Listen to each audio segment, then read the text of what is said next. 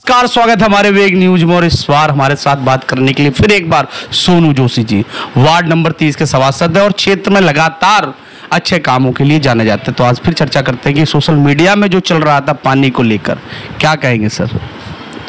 देखिए, पानी तो एक सेंटिमेंट मुद्दा है। यहाँ पब्लिक को पानी की बहुत समस्या है, ये बात सबको पता है यहाँ पे। और इसको लेकर देखिए 2 साल हो गए मेरे को, इस पे जब से मैं सभासद बना हूँ लगातार पानी के लिए बोल रहे हैं। लगातार जहाँ तक 2 बार लखनऊ भी होके आ गए, आंदोलन में बैठना पड़ा, वहाँ भी बैठे। सरकार को बोलना था, जनप्रतिनिधियों को बोलना था, सबको बोला और लगातार अब भी बोल ही रहे हैं। अब हर बार देखिए, जब हमने आंदोलन नवंबर 2023 में जब एक आंदोलन सब हमारे और भी भाई हमारे सब थे, इन सब के द्वारा किया गया, तो लखनऊ हम लोग जब गए थे मंत्री जी के साथ, तो वहाँ पे जाके एक पास किया गया कि 50 ml पानी नोएडा द्वारा खोड़ा को दिया जाएगा और एक अमाउंट भी उसमें पास किया गया। उसका टेंडर प्रक्रिया भी हुई और वो धीरे धीरे साहब टेंडर प्रक्रिया भी कहाँ तक झूल रही है पता नहीं।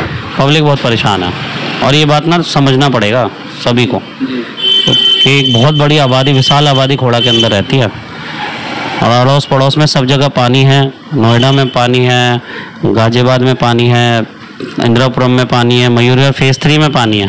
बस खोड़ा ये कि बीचों बीच खोड़ा ऐसी प्राइम लोकेशन, यहाँ पानी के लिए लोग तरस रहे हैं। लगातार ज़मीन का भूजल स्तर गिरता जा रहा है क्योंकि लोग अपनी ज़रूरत के लिए ज़मीन से पानी खींच रहे हैं। ये भी एक खतरे का जोन बन रहा है, इतना पानी निकल रहा है ज़मीन के नीचे से। तो इसके लिए भाई सरकार को चिंतित होना चाहिए, जनप्रतिनिधियों को चिंतित होना चाहिए, मैं तो कह रहा हूँ, और जल्द से जल्द यहाँ खोड़ा के लोगों को पानी दिया जाए। देश में केंद्र सरकार द्वारा एक योजना अमृत योजना, गांव क्षेत्रों में अमृत योजना के तहत पानी दिया जाता है, वहीं पर शहरी क्षेत्रों में अमृत 2 योजना के तहत पानी दिया जा रहा है।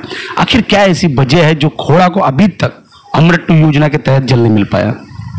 अब ये तो देखिए सरकार ही बता सकती है। बताया तो ये गया था अमृत 2.0 योजना में शामिल कर लिया गया है, ये फंड भी पास हुआ है। अब कहा यह जा रहा है कि नोएडा द्वारा भी, श्याम सुंदर जी हमारे मीडिया प्रभारी भी हैं, भारतीय आम जन सेवा ट्रस्ट से, तो हम लोग उन्हीं भारतीय आम जन सेवा ट्रस्ट के माध्यम से लगातार आवाज़ भी उठा रहे हैं।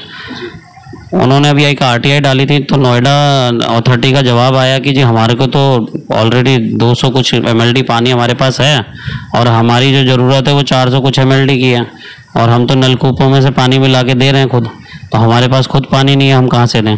हालांकि नोएडा अथॉरिटी ने 2023 में हाँ कर दिया था, जो मैंने सुना था, तो पानी दे दिया जाएगा, अप्रूवल उनकी तरफ से बोल दिया गया था कि हाँ हो जाएगा। तब टेंडर प्रक्रिया शुरू हुई थी और अभी नोएडा अथॉरिटी ने पिछले वर्ष इसे मना कर दिया, अक्टूबर या दिसंबर के आसपास। तो अब क्यों मना कर दिया, कैसे मना कर दिया, तो अब देखिए सरकार अगर बोलेंगे और अगर उनके पास पानी नहीं है तो अल्टरनेटिव व्यवस्था खोड़ा के लिए की जाए। मैं तो ये कह रहा हूँ पानी के अंडर रिजर्व वाटर बनाया जाए, वहाँ पानी इकट्ठा किया जाए, खोड़ा के लोगों को दिया जाए, एक इस पर व्यवस्था करी जाए। कोई अब लोगों के ना जीवन का सवाल है, लोग यहाँ से पलायन कर रहे हैं, जीवन भर की पूंजी यहाँ लगा के लोग बैठे हैं, कर्जा लेके लोगों ने यहाँ मकान बनाया है, उस मकान को औने पौने दामों में बेच के जाने को मजबूर हो रहे हैं लोग, तो उनको करा जाए। यहाँ सोचने वाली बात है कि हर बार चुनावी एजेंडा हमेशा पानी ही रहा है। वर्तमान जहाँ पर जो नगर पालिका का चुनाव हुआ था, वर्तमान चेयरमैन के प्रतिनिधिकर्ता अमरपाल शर्मा जी ने 6 महीने में खोड़ा नगर पालिका को पानी देने का वादा किया। वहीं पर यहाँ के जो विधायक और मंत्री जी हैं, उन्होंने भी हमेशा चुनाव एजेंडे के रूप में पानी का सबसे ज्यादा उपयोग किया कि हाँ बहुत जल्द खोड़ा नगर पालिका को पानी मिल पाए। और दोनों में भी पक्ष और विपक्ष में काफी टकरार देखने को मिलता है। क्या नजरिया से देख रहे हैं कि हाँ यहाँ कहीं इनके टकरार की वजह से खोड़ा को पानी नहीं मिल पा रहा है? देखिए, जो DM द्वारा 15 वित्त पास किया जाता है, उसमें ऑलरेडी नलकूप के लिए पैसा तो खोड़ा के लिए पास कर दिया गया, जिसका भी माननीय बोर्ड में, हमारा जो नगर पालिका बोर्ड है, उस मीटिंग में ये पैसा DPR के लिए बोल भी दिया गया है, जिसे जल्द पास कर दिया जाएगा बोला है। अभी DPR आएगा तो उसमें DPR में क्या कंडीशन, ये देख के सभी सभासद उसमें हाँ भी करेंगे, क्योंकि DPR के लिए सभी सभासदों ने एक मत सहमत किया है। अब रही गंगा जल की बात, देखिए जिसने जो वादा किया है जनता को सब पता है, जनता खुद समझदार है, किसी पर टिप्पणी करने का मुझे आवश्यकता नहीं है। मुझे पता है जनता को सब मालूम है, जिसने जैसा वादा किया है जनता वैसा विषय में वक्त समय आने पर करेगी। मुझे इतना पता है, मैंने किसी प्रकार का कोई पानी का वादा चुनाव में नहीं किया था। मैंने जो लाइट का, बिजली के तार का ये अपने वार्ड में ऐसा करूँगा बोला था, वो मैंने कल मेरा चल रहा है और हो रहा है। बाकी पानी के विषय पे मैंने फिर भी 2 साल से, जब से मैं सभासद बना हूँ, इस विषय पे मुखर होकर बोला हूँ। बहुतों के लिए शायद मैं आँख का तारा भी नहीं रहा हूँगा। तो होता है, देखिए जनता का विषय पे चुने गए हैं, जनता के विषय पे तो लगातार बोलेंगे। हमें अपने कोई व्यक्तिगत फायदे के लिए हम इस राजनीति के अंदर आए नहीं हैं। मैंने बहुत क्लियर कट है मेरा। हमने एक भारतीय आम जनसेवा ट्रस्ट चला रहे हैं। जनप्रतिनिधि नहीं थे तब भी आवाज़ उठाते थे, जनप्रतिनिधि हैं तब भी आवाज़ उठाएंगे, और अब भविष्य में भी एनजीओ और अपनी संस्था के माध्यम से लगातार आवाज़ उठाते रहेंगे। क्या कहेंगे सोनू जी, क्योंकि आप प्रतिष्ठित व्यक्ति भी हैं और आप प्रतिनिधि करते हैं, क्योंकि आपको जनता ने एक जिम्मेदारी दी है सभासद की। तो जिस तरह से सोशल मीडिया में चल रहा है, खोड़ा नगर पालिका नगर निगम में या ग्रेटर गाजियाबाद बनने जा रहा है, जिस तरह से गाजियाबाद में उत्तर प्रदेश के सीएम योगी आदित्यनाथ जी भूल गए, तो निगम पार्षद और नगर पालिका को लेकर कैसा सोच रख रहे हैं सोनू जोशी? देखिए, मेरी व्यक्तिगत राय है, देखिए खोड़ा एक इंडिपेंडेंट संस्था है। मतलब खोड़ा इस समय नगर पालिका परिषद खोड़ा मकनपुर का मतलब है, खोड़ा का नगर पालिका का एक अपना खुद का बजट है, अपना खुद का बोर्ड है, उसमें खुद के सभासद हैं। तो मेरे को नहीं लगता, मेरी व्यक्तिगत राय है कि भाई इसे ऐसे ही रहने देना चाहिए, बस पानी दे दें। हमको पानी की समस्या है यहाँ। तो जो लोगों की राय है, ये मेरी नहीं है, मैं बहुत सारे लोगों से मिला हूँ, सब यही बोल रहे हैं।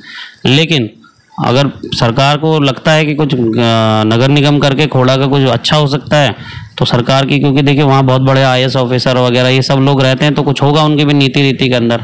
लेकिन मेरा मानना यह है कि इंडिपेंडेंट संस्था है, इतनी बड़ी आबादी, अभी 35 जनप्रतिनिधि मिलकर खोड़ा को संभालने में इतनी समस्याएं हैं, तो मेरे को 10-12 पार्षद रह जाएंगे, उस समय समस्या नहीं आएगी। इस बात को तो मैं कैसे कह सकता हूँ, ये तो भविष्य ही बताएगा।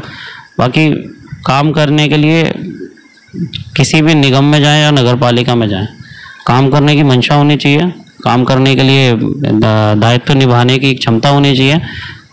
हर जगह काम कर सकते हैं आप, प्रधान भी काम करते हैं। ऐसे कई देश में गांव हैं, अब कई जगहों पे गांव होते हैं, वहाँ प्रधान लोग अपने गांव में नहीं चमका पाते। कई ऐसे गांव हैं जहाँ प्रधानों ने चमकाया है, क्योंकि सरकारी योजनाओं को मांग के लाना पड़ता है। सरकार की तरफ से विकास की गाड़ी चल रही है, अब उसके गवर्नमेंट, आपको जनता ने अपने वार्ड का या अपने गांव का या अपने क्षेत्र का ड्राइवर बनाया है, उस गाड़ी को आप ड्राइवर बन के किस प्रकार से अपने क्षेत्र में ला सकते हैं, ये तो फिर एक जनप्रतिनिधि का काम है कि वो किस प्रकार से जनता को भरोसे पे लेके काम करा सके। पालिका को लेकर वर्तमान जो नगर पालिका की स्थिति है, जो कार्य चल रहा है, उसको लेकर आप जनता को क्या मैसेज देना चाहते हैं? देखिए, अभी बोर्ड मीटिंग हुई है, उससे पहले मैं बिल्कुल नाखुश था जी। बोर्ड मीटिंग हुई, उसमें कहा गया है कि एक रेन हार्वेस्टिंग के लिए मैं 2 साल से मुद्दा उठा रहा था, लगातार मैं लोगों को जागरूक भी कर रहा था, सरकार से भी मांग कर रहा था, नगर पालिका से। तो अभी एक प्रस्ताव मैंने रखा था, उसे पास कर दिया गया माननीय बोर्ड द्वारा। मैं इसके लिए उनका बहुत बहुत धन्यवाद करूँगा, और जनता को भी इसकी राहत पहुँचाई गई। देखिए, हर किसी के पास यहाँ बहुत ज़्यादा पैसा नहीं है, तो लेकिन अब देखिए जो हाउस टैक्स है उस पर 50% छूट मिलेगा 5 साल तक, अगर आप रेन हार्वेस्टिंग कराते हैं। बहुत ज़्यादा बड़ा काम नहीं है, आपने एक डायरेक्ट पाइप, आपका ज़्यादातर मकानों से आ रहा है, अगर किसी का डायरेक्ट पाइप नहीं तो वो करवा लें आप। हर किसी के घर के बाहर पुरानी बोरिंग है सूखी हुई, उन बोरिंगों में उस पानी को एक रेन हार्वेस्टिंग करके डालना होता है। किसी को कोई समस्या आप मुझसे व्यक्तिगत आके मिलिए, मैं बता दूंगा कैसे होता है। नहीं तो नगर पालिका JE को आपने एप्लीकेशन देनी है, वो आपको वहीं सारा प्रोसेस बताएंगे कैसे करना है। थोड़ा सा खर्चे में आपको एक प्रकृति को, आप जो पानी हम जमीन से निकाल रहे हैं वो वापस देने का मौका मिल रहा है। प्रकृति से सिर्फ लेना ही लेना नहीं है, उन्हें वापस भी देना होता है। तो मेरे हिसाब से जमीन का पानी जो लगातार सूख रहा है उसमें राहत मिलेगी, भूजल स्तर गिरेगा, लोगों को हाउस टैक्स जैसे बड़े जो इतना भयंकर टैक्स लोगों के ऊपर लग रहा है उस पर भी राहत मिलेगी, और लोगों को 50% 5 साल तक छूट मिलेगी। और मैं तो इस बात से सहमत हूँ कि चलिए रेन हार्वेस्टिंग का काम तो स्टार्ट हुआ और लोग कराएं, क्योंकि सरकार द्वारा आपके घर का पाइप उतार के नहीं डाला जाएगा, ये तो मेरे को पता था। इसलिए हाउस टैक्स के माध्यम से जो खर्चा आपका आना है वो आपका बचत हो जाएगा। आप इसको कीजिए और रेन हार्वेस्टिंग अपनाइए, मैं तो ये कहूँगा, और अपने खोड़ा की भूमि को बचाइए। हम किसी सरकार के भरोसे या किसी नगर पालिका के भरोसे नहीं रह सकते हैं, हमें अपनी ज़मीन को खुद ही सूखने से बचाना होगा। ये तो जनता जब तक नहीं चाहेगी, देखिए कोई भी सरकार आ जाए काम नहीं कर सकती। जनता का ही जब तक सपोर्ट नहीं होगा, जनता की अगर जागरूकता नहीं होगी, कोई कार्य नहीं धरातल पे किया जा सकता। जनता का सपोर्ट बहुत जरूरी है। ये है हमारे वार्ड नंबर 30 के सभासद सोनू जोशी जी, जिन्होंने वाटर हार्वेस्टिंग को लेकर, पानी की समस्या को लेकर अपनी बात रखी। मैं विपिन सिंह भदौरिया, कैमरामैन हीरा शाह के साथ।